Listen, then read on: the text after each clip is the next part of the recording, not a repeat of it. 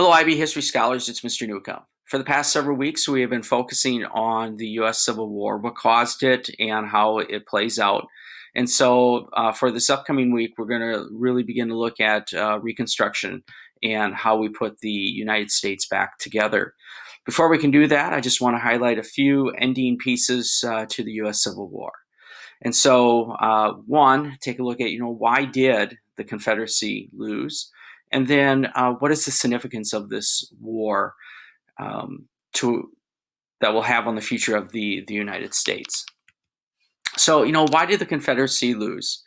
It may simply come down to a number of factors. One of them could be Union numbers and resources.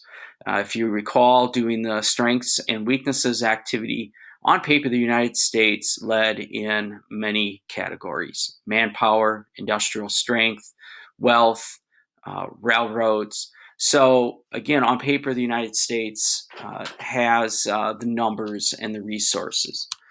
National strategy seemed to be very flexible and resilient as the war was progressing here.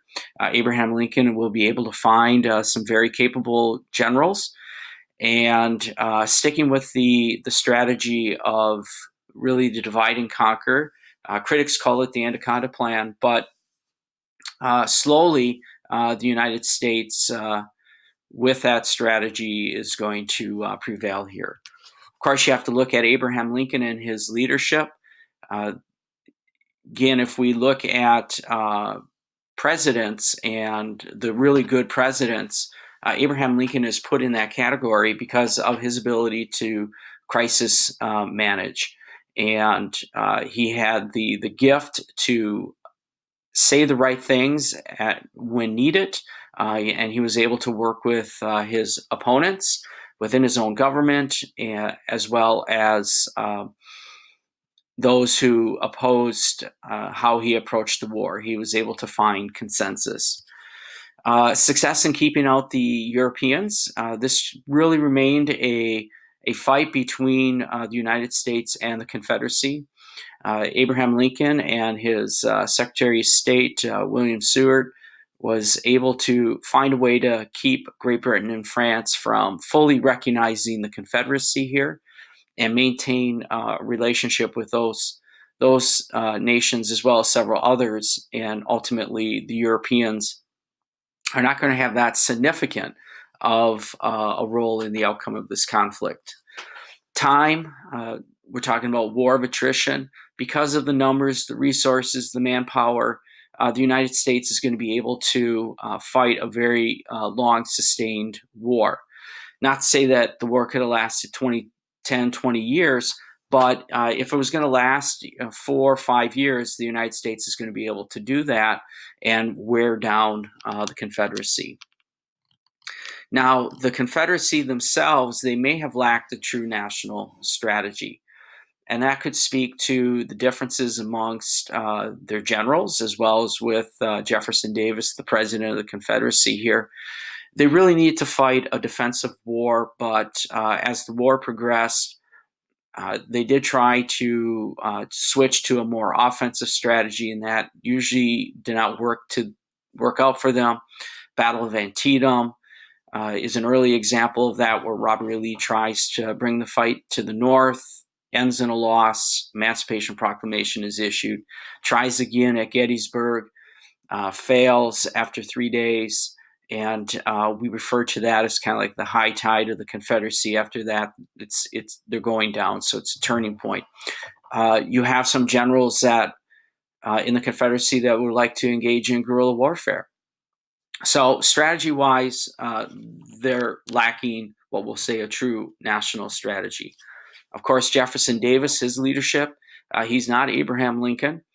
He is not necessarily well-liked within his own government, his own cabinet, and he seems to have a very difficult relationship with Confederate generals, as well as Confederate governors. Jefferson Davis seemed to get more notoriety after the Civil War than during the Civil War. He really struggled to exude what we call leadership in a crisis time. The CSA military was in check. Remember, the general view was that they had the better generals.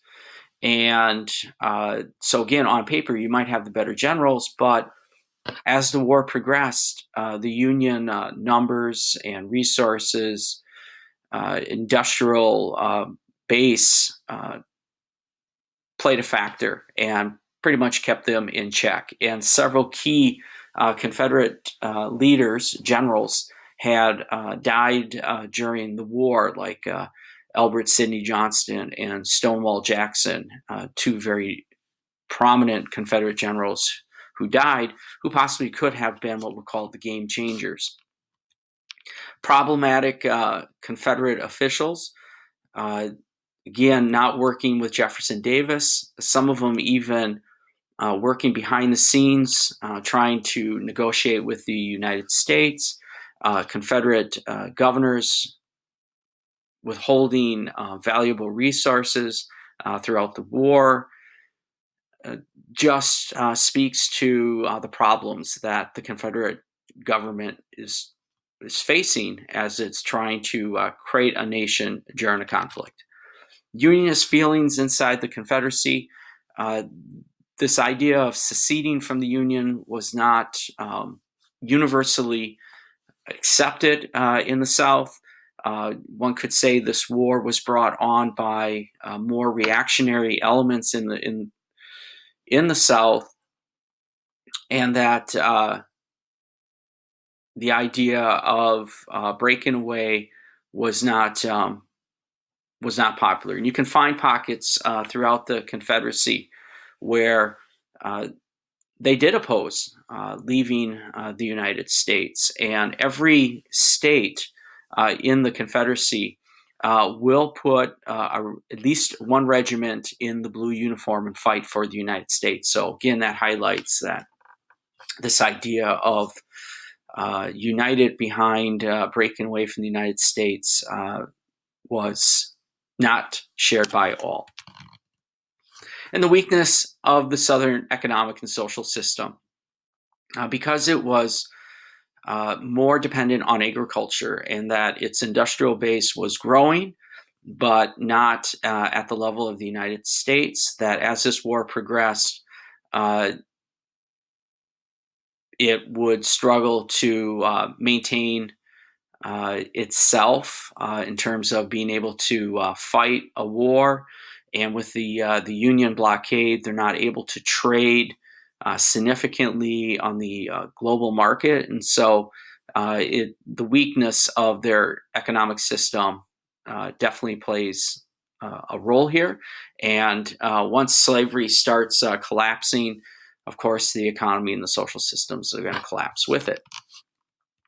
So when we look at what does this war really mean for the United States? Well, it means two things, that the Union is permanent and that slavery is abolished. So this definitely is a big turning point for the United States. The federal government stands, and so that's what we talk about, the permanency of the Union. And then the abolition of slavery.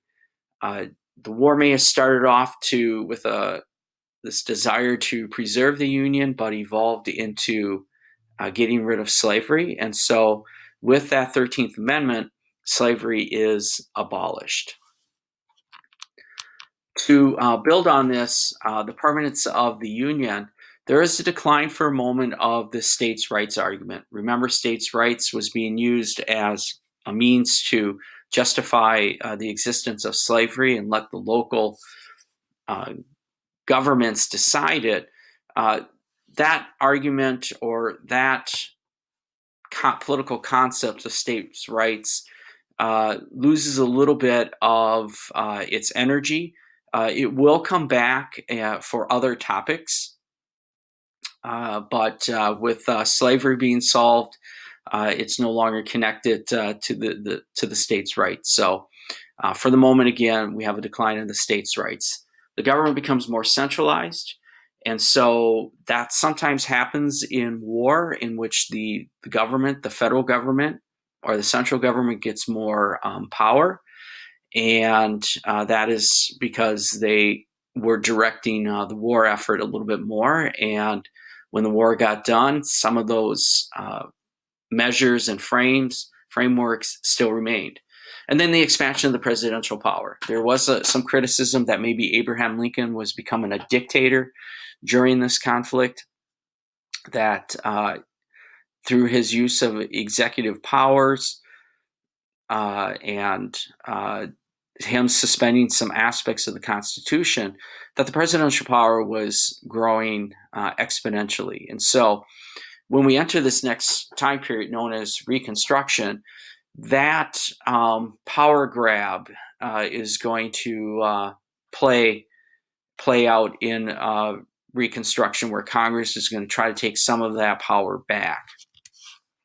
We have some political changes going on as well, and what we're looking at here is an end to Democratic supremacy. And so the Democratic Party was the dominant party prior to the U.S. Civil War, and many of the Democrats were coming out of the Confederacy. So the war didn't look good for the Democrats. And so the Republicans, a very up-and-coming new party, will find itself in a position of power. And presidents, the majority of the presidents after the Civil War so from about 1865 to 1900 are going to be Republican. That in some ways, if you could connect yourself to the Civil War and be a Republican, you almost were going to be guaranteed getting in some type of political office. So the Republican Party is going to become very powerful during this time. Some social changes are going on. The social structure is redefined, and really it's redefined in the old Confederacy. What we might say the bottom rail on top, slaves are now freedmen, and freedmen are now folded into the social structure. And we're looking at social mobility. Through your own efforts, are you going to be able to move up the ranks, as opposed to the old system was where it may have been determined of who you are, which family you were born into, your status, were you free or slave, or owning a number of slaves, all dictated your position on the social structure. All that changes in the South as a result of the Confederacy losing. And we're talking about reconstructing the social aspects of society. The psychological consequences here, that's going to take some time to work on. When we talk about resentment and bitterness,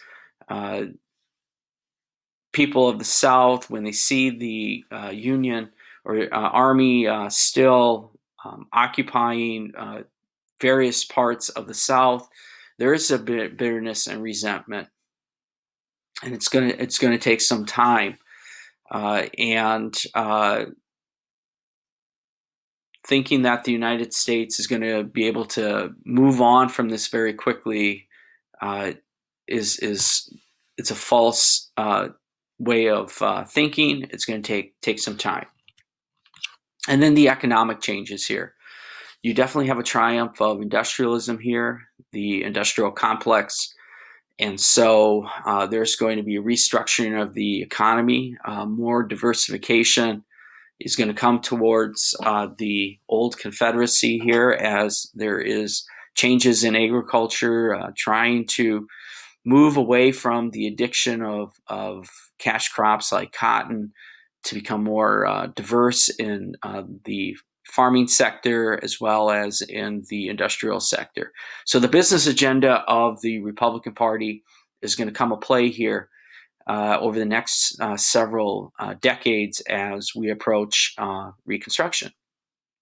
And so as we move into Reconstruction, that is going to be referring to a time period of about 1865 to 1877. And this is where we're going to try putting together the country. How to do that is going to be very difficult, and the president is going to weigh in on it. Congress is going to weigh in on it. Former Confederate states are going to weigh in on it. The former slaves, freedmen, are going to weigh in on it. Changes are going to have to happen to the economy. Changes are going to have to happen to the Constitution. Changes are going to have to happen to people's frame of thinking. And so Reconstruction is going to be a very important and critical time period. And so for the next several weeks, that's what we will focus on.